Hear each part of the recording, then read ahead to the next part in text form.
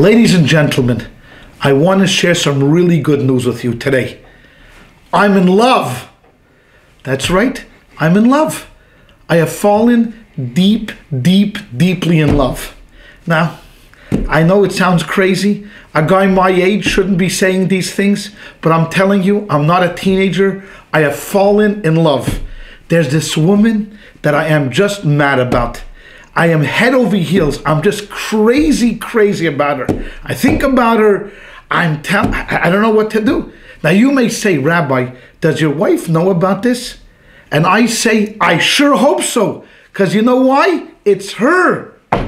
I'm in love with my wife. Now you may, come on, Rabbi, you've been married for over 30 years. Today you had this revelation that all of a sudden you're in love with your wife? Well, let me tell you what happened, ladies and gentlemen. I know it's a sad story. Last night I was giving this lecture, and it was all about finding true love and whether true love does really exist and how can we integrate it into our lives as Jews with the Torah, etc. Now the class, the way it was set up is we work from a book. And the author of this particular lecture set up the course that he was going to show the beauty of Torah true love vis-a-vis secular models of love. And the way he set it up was that the model that he chose to identify with the secular world was called this Evolutionary Model, where he argued that the number one primary reason for looking for love is simply because of procreation. That's all. That's all that matters to nature, is that you should have kids. Have kids. Promulgate the species. Keep the species going. And everything else that we feel, all of those emotions of love and caring and compassion, commitment, are all just ideas that nature does to fool you in order for you to mate with your spouse, in order to have children. But they're not really real. And that was one model the author set up. Then he started to talk about the Torah model, where the Torah talks about God's creation of man, and he talks about how Adam and Eve were created together, even side by side as one body, and then God separated them. And this is true for every consequent generation that comes around, that there is a soul that is born, and that God separates the soul. And then he sends the two souls down. One goes into a male and one goes into a female. And then the male and the female start searching for each other. And sometimes they have to go through a long journey. The male dates a number of women. The female dates a number of men. They may even get engaged, and they may even get married to other people. But eventually, somehow, somewhere, the soul hooks up. And the half of the soul of the male connects to the half of the soul of the woman, and they become one.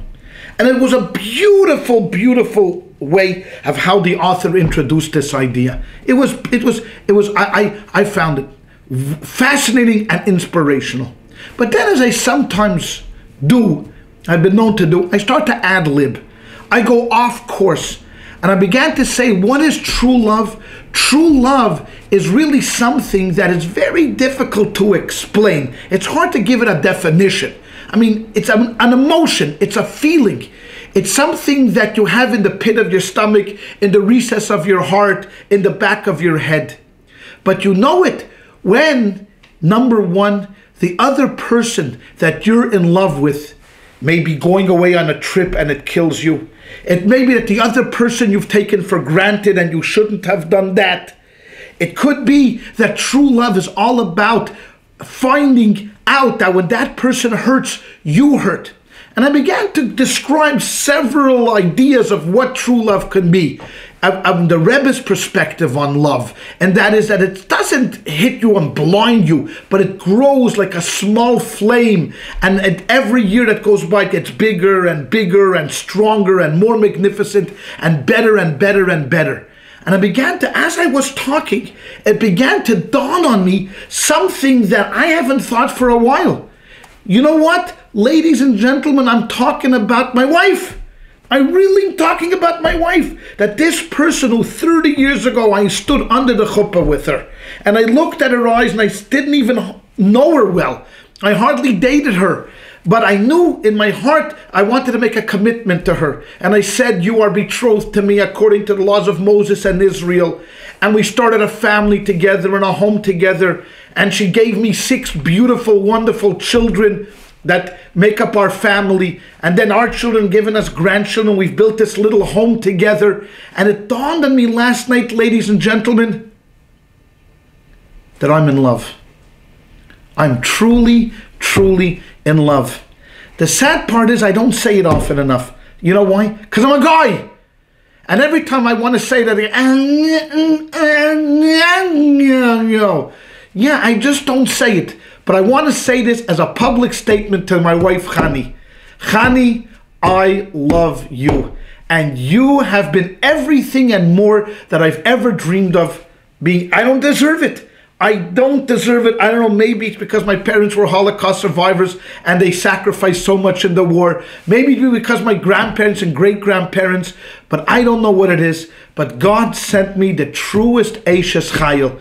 God sent me the truest woman of valor, as King Solomon described in his book of Mishli, the book of Proverbs. So ladies and gentlemen, I know there's an old statement, you can't teach an old dog new tricks, or an old horse new tricks, or any old animal new tricks, but I'm telling you, here's an old geezer after 30 years of marriage on a Tuesday night in Long Beach, California, discovered true love. And if I could discover it, so can you discover it. So remember, never take your spouse for granted. It doesn't matter if you're married a year, 10, 20, 30, 50, or 70 years.